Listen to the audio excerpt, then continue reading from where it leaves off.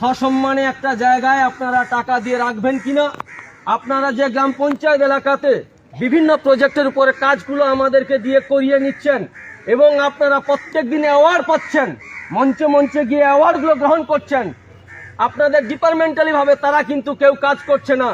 জিপিতে গ্রাম পঞ্চায়েতে জিপিতে secretary over টেলিফোনে আমাদেরকে বলছে আমরা রাত 12টা 1টা পর্যন্ত রাত জেগে আমরা সমস্ত কাজ কমপ্লিট করছি। আমরা প্রত্যেকটা ব্লকে ব্লকে ডাটা এন্ট্রির কাজগুলো সম্পূর্ণ করি, এটা আমাদের মধ্য দিয়ে হয়, কিন্তু সেখানে আমরা বঞ্চিত।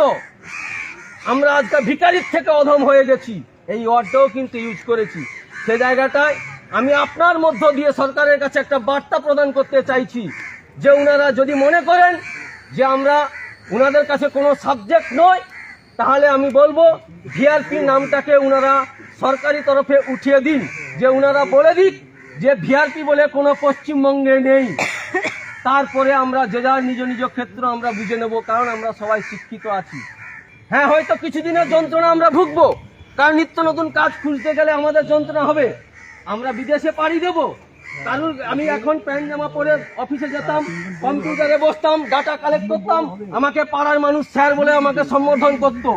হ্যাঁ, এরপরে আমি গামছা কাঁধে নিয়ে লুঙ্গি পরে হাফ প্যান্ট পরে মাঠে গিয়ে জমিনে রুইবো, চাষ করব, সেখানে আমাকে বলবে দাদা এখানে রুয়াটা ঠিক হয়নি, করো, নাহলে আমি টাকাটা কিন্তু দেবো না।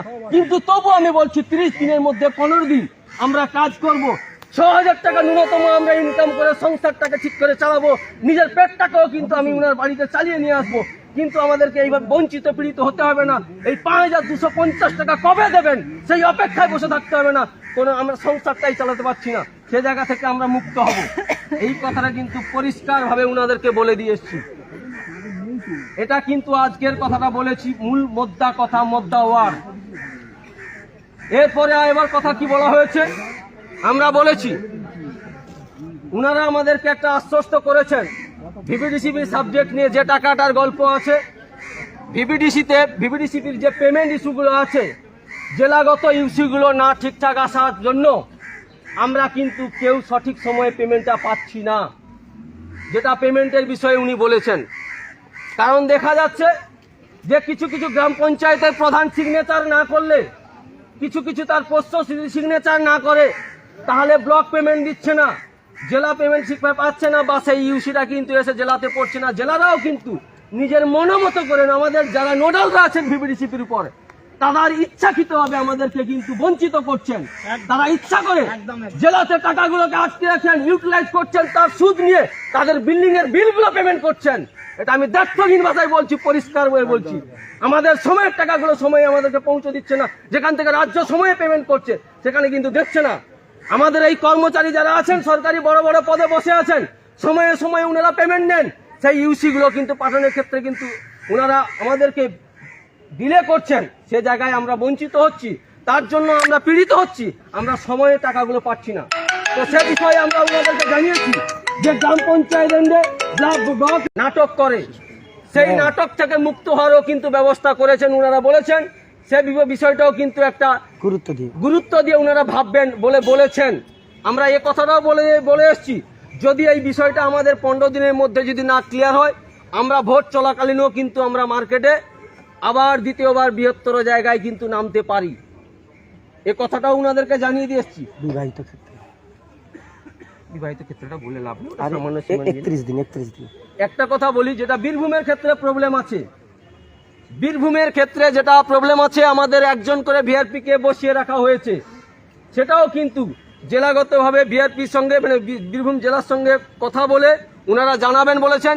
এবং বীরভূম জেলার যারা নেতৃত্ব আছেন, আমরা বলবো যে আপনারাও কিন্তু ডিপার্টমেন্টাল স্যারের সঙ্গে এসে দেখা করুন, আপনারাও কথা বলুন, আশা করি আপনাদের সমস্যাটা কিন্তু সমাধান হয়ে যাবে মাসের মধ্যে কিন্তু কমপ্লিট হয়ে যাবে। এই কথাটা কিন্তু আমি বললাম। আর যাবতীয় যা কথাটা আছে আমাদের সাংগঠনিক সভাপতি মিজানুর ভাই বলবেন।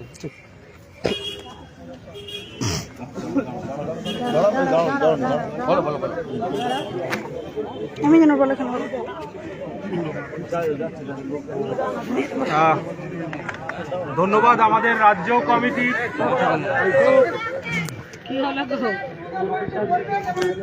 একদম একদম একদম ধন্যবাদ আমাদের রাজ্য কমিটির প্রসেনজিৎ ঘাটা।